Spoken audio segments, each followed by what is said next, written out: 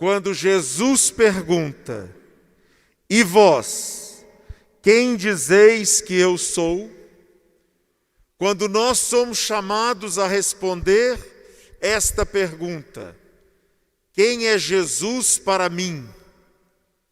Quem é Jesus na minha vida e na minha história?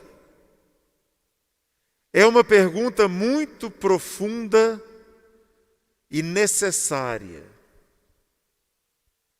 A nossa ideia de Deus pode fazer de nós, e devia fazer de nós, pessoas livres, pessoas de diálogo, pessoas amorosas e ternas, pessoas acessíveis, de confiança, pessoas boas. A nossa ideia de Deus interfere na nossa saúde, no nosso jeito de ver a vida e no nosso jeito de relacionar com os demais. Quem é Jesus na nossa vida? Como nós pertencemos a um país e a uma comunidade muito marcados por uma tradição, por um costume, por um jeito de ser cristão e ser católico, muitas vezes mais apegados a normas, a regras, a pode, não pode, é pecado, é proibido. Muitas vezes nós nos afastamos de Jesus porque estamos muito apegados a apresentações exteriores, a formas que foram inculcadas em nós e que às vezes até nos distanciam do Evangelho. Que coisa difícil essa pergunta que Jesus nos faz. E que pergunta tão fundamental para nós respondermos à nossa própria história. E vós, quem dizeis que eu sou? Reconhecer a Jesus como Senhor da nossa vida, como Deus, Senhor e vida e guia da nossa história, significa traçar os passos que Jesus traçou, ter as atitudes que Jesus teve e ter um coração semelhante ao dele. Quem dizem os homens que eu sou? É uma pergunta que nós podemos responder do que vemos e ouvimos dizer. Mas a pergunta fundamental que Jesus faz para Pedro é a pergunta que faz para você e para mim. E para você, quem sou eu? Um quadro na parede? Uma imagem numa pilastra na igreja? Um jeito de viver a vida?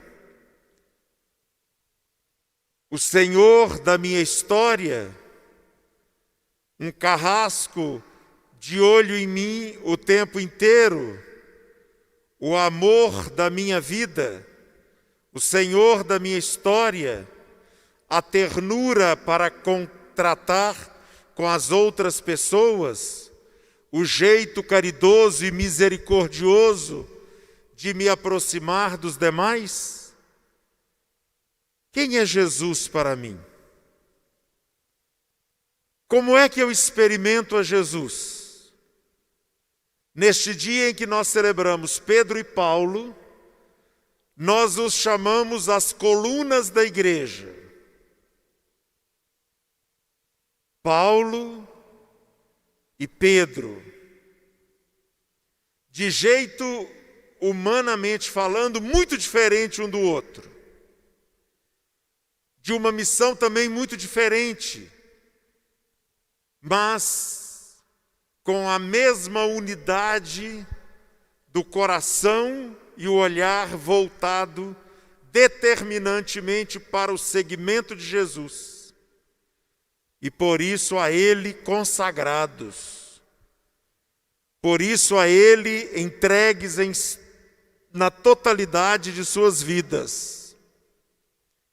E é por isso que hoje nós celebramos também a nossa união profunda com o Papa Francisco, o nosso Papa, o dom que o Espírito Santo deu à igreja do nosso tempo, tão atacado, tão injustiçado, tão caluniado,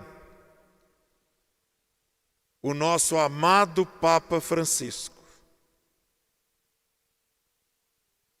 E nesta unidade com o Papa, não basta apenas achar bonitos os gestos que ele faz, não basta apenas ficar orgulhoso de ter um Papa que sai ao encontro dos pobres nas praças de Roma e senta para comer com eles.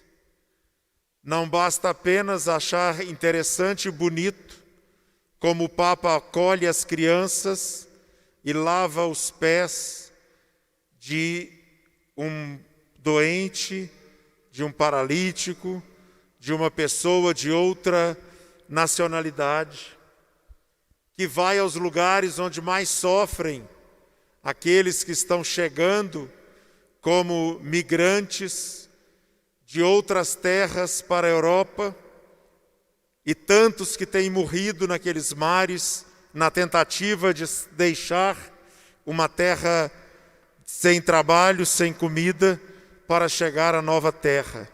E o Papa vai até eles e se encontra com eles. O Papa que tem alertado para a necessidade de cuidar da casa comum, num tempo em que nós estamos acabando com o nosso planeta e destruindo também as nossas relações humanas e pessoais. Nos emocionamos ao ver o Papa, mas precisamos também ouvir os seus ensinamentos, seguir as suas atitudes e manifestar a unidade como igreja.